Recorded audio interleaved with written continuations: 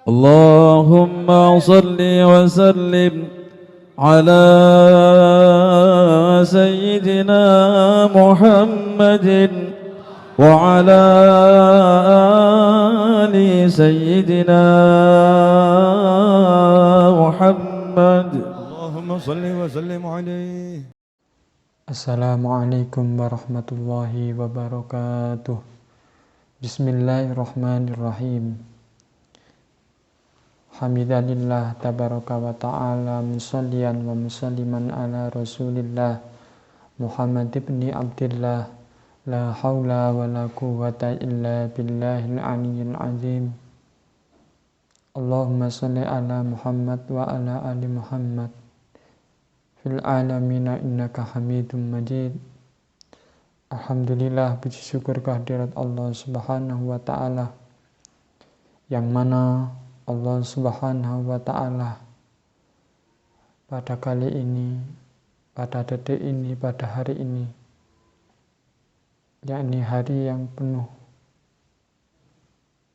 rahmat, hari yang penuh dengan karunia Allah subhanahu wa ta'ala, yakni berupa nikmat yang selalu mengalir, yakni rahmat yang selalu mengalir, yang memenuhi dalam lubuk hati kula lan sampeyan sedaya, kita semua, sehingga kita pada kali ini bisa menjalankan suatu perintah Allah,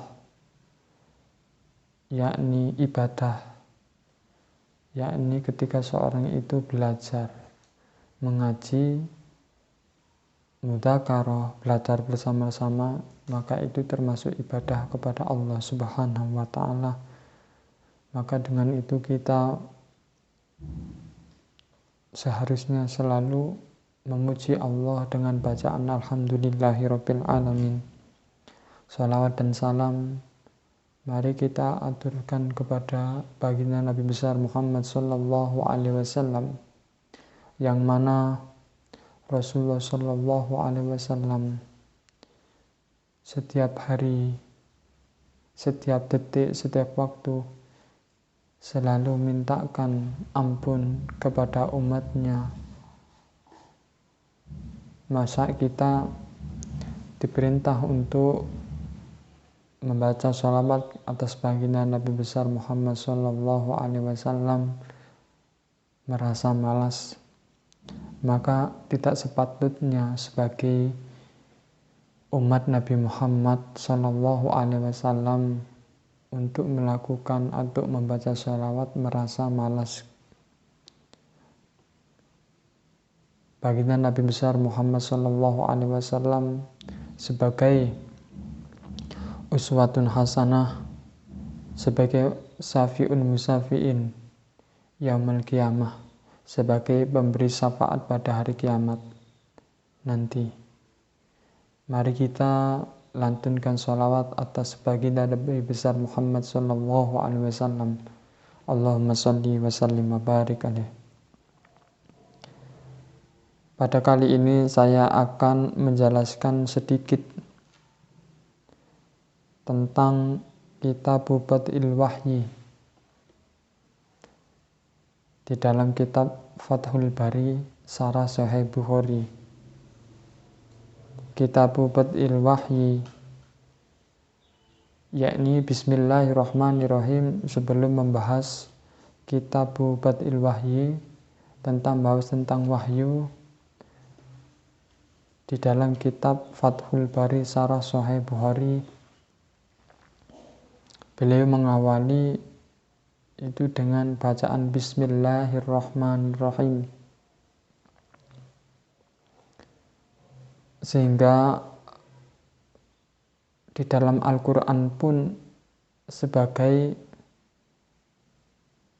pembatas antara surat satu ke surat lain ini bacaan bismillahirrahmanirrahim. Karena ketika seorang itu ketika menulis sesuatu, kitab, semuanya dalam kitab-kitab salaf itu semuanya pasti diawali dengan bacaan Bismillahirrahmanirrahim. Karena bacaan Bismillah ini adalah inti dari Al-Quran. Di dalam baca suratul Fatihah, di dalam seluruh surat, intinya di dalam suratul Fatihah. Dan suratul Fatihah intinya di bacaan Bismillahirrahmanirrahim. Maka ketika seseorang itu sampai Rasulullah Shallallahu Alaihi Wasallam yang diriwayatkan oleh Sayyidina Umar bin Khattab, waktu itu Sayyidina Umar alal minbar, di atas minbar, qala sami'tu Rasulullah Shallallahu Alaihi Wasallam, kata Sayyidina Umar, saya mendengar Rasulullah Shallallahu Alaihi Wasallam yaqulu, mengendiko, menyampaikan dawuhnya, innamal a'malu binniyah, atau di dalam hadis lain, setiap sesuatu kulumri indibalin la yubda bi bismillahirrahmanirrahim, setiap sesuatu perkara yang kita kerjakan akan tertolak, ibadah tersebut akan tertolak, la yubda, apabila tidak diawali dengan bacaan Bismillahirrahmanirrahim.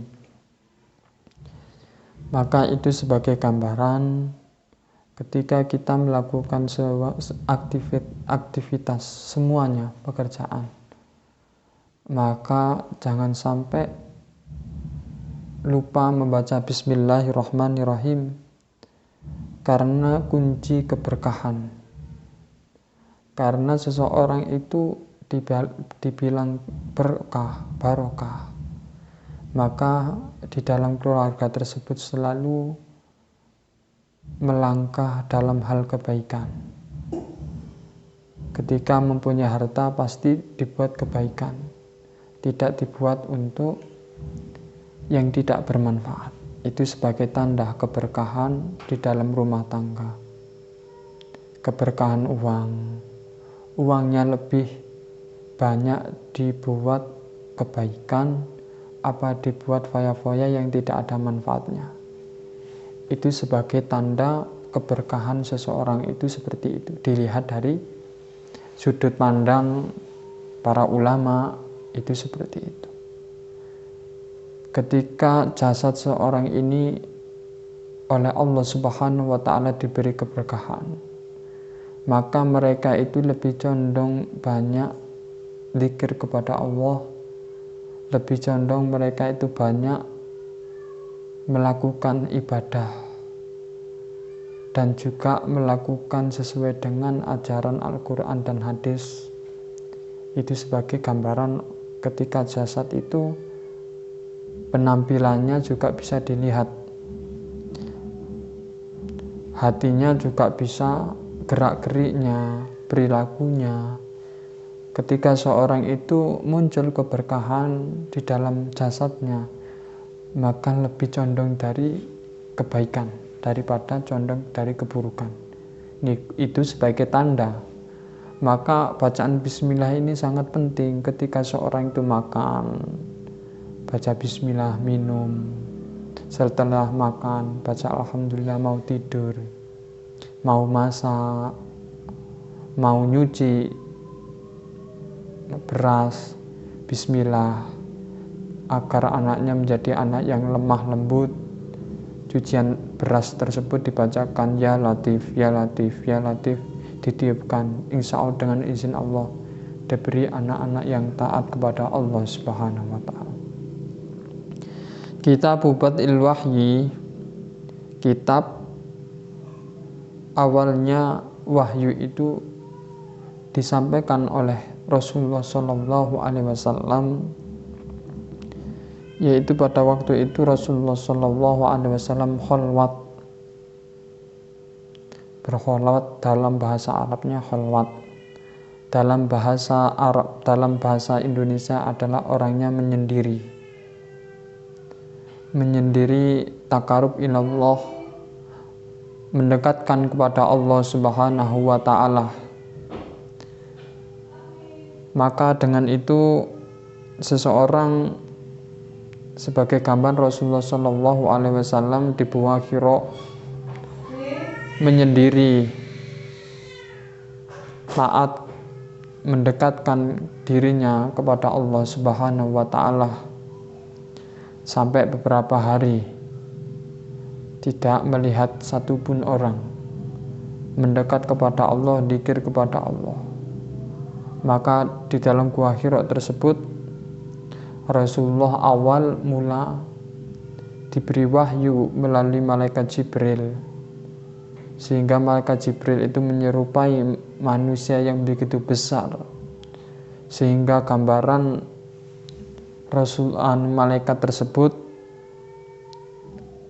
tangan-tangannya ini besar sekali, sehingga ketika awal mula Rasulullah ini mendapatkan wahyu, mau datangnya malaikat Jibril membawa wahyu tersebut, maka ada suara itu seperti kelenengan, bel. Kalau sekarang ini bel. Sehingga waktu itu Rasulullah ditekap oleh malaikat Jibril. Ditekap ngeten iki.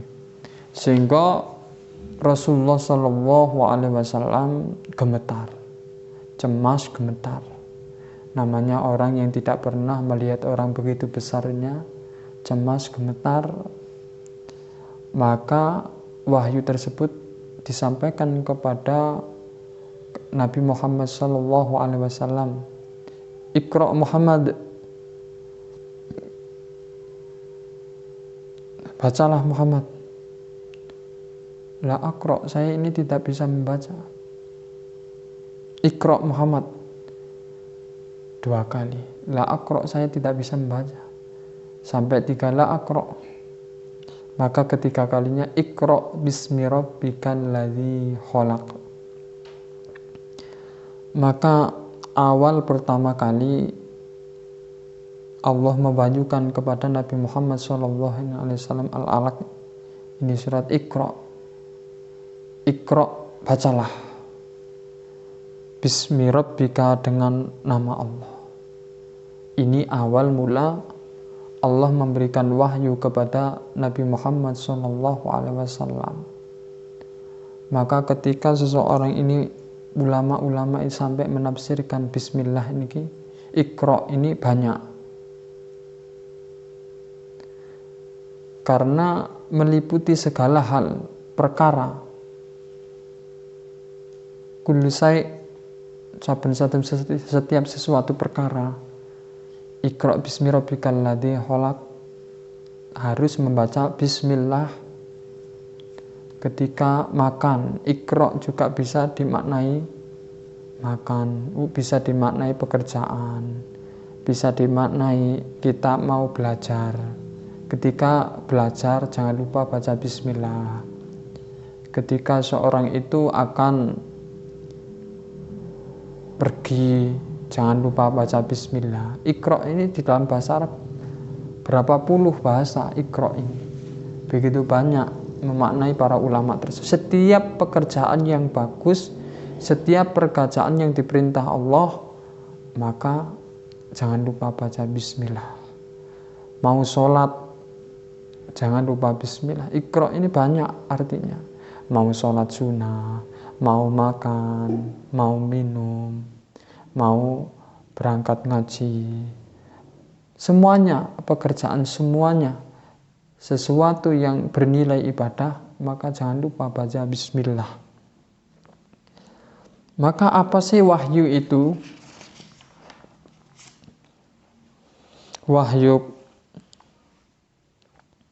Wahyu adalah wal wahyu lughat al-i'lam fil khafa, wal wahyu aidon al-kitab. Ada ulama yang mengatakan di dalam tafsir ini Fathul Bari Syarah Sahih Bukhari karangan Imam Hafidz Ahmad Ali bin Hajar al-Asqalani. Wahyu itu adalah kitab yang sekarang ini sebagai pedoman umat Islam. Ini kata para ulama, kitab wahyu itu adalah kitab. Contohnya Nabi Daud diberi kitab. Contohnya Nabi Isa diberi kitab Injil. Itu juga wahyu semuanya. Injil, Taurat, Zabur ini wahyu. Tapi kesempurnaan kitab itu dalam Al-Quran semua, Zabur, Taurat, Injil ini semua sudah masuk dalam kategori di dalam Al-Quran tersebut. Wahyu adalah kitab. Kitab ini adalah untuk wal maktub yang ditulis. Kitab wahyu. Wahyu ini disampaikan oleh malaikat Jibril. Malaikat Jibril menyampaikan kepada Nabi Muhammad. Oleh Nabi Muhammad dihafal, maka dihafal oleh para sahabat, maka takut Al-Quran ini hilang, wal maktub dan maka ditulis jenis Al-Quranul Azim ini sebagai pedoman umat Islam. Wal mab'us, dan juga ketika wahyu itu disampaikan maka pasti wal mab'us, yaitu pembangkit, dan juga ilham lek wong Jawa iku ilmu laduni, tapi ini wahyu ini khusus seorang nabi. Lek wali itu karomah, kelebihan. Wal amru, suatu perkara. Wal iman, juga dikatakan tentang keimanan, tentang ketauhidan. Wahyu untuk meluruskan kesalahpahaman setiap insan, asalnya jahiliyah, asalnya menyembah berhala, asalnya menyembah matahari, asalnya menyembah patung, asalnya menyembah selain Allah. Maka dengan wahyu ini, dengan diutus bahasa risalah utusan, wal isyarah sebagai isyarah, wan taswid sayan ba'da syai', pemahaman yang lurus, wa kul madzalat bi min kalamin au kitabin au risalah isyarah fa wahyu, maka itu dinamakan wahyu. Maka dengan wahyu itu mulai Rasulullah kepada sahabat, tabi'in, maka disampaikan sampai salafus soleh, ulama, kiai, ustadz, sehingga Al-Quran tersebut menyebar di seluruh dunia. Maka orang yang masuk Islam pasti insya Allah membaca Al-Quran, karena pedoman umat Islam Al-Quran dan hadis yang disampaikan Rasulullah SAW. Mudah-mudahan ini menjadi manfaat untuk saya dan Anda semua. Kami akhir wabillahi taufiq wal hidayah wal ridha wal inayah. Afu minkum. Wassalamualaikum warahmatullahi wabarakatuh.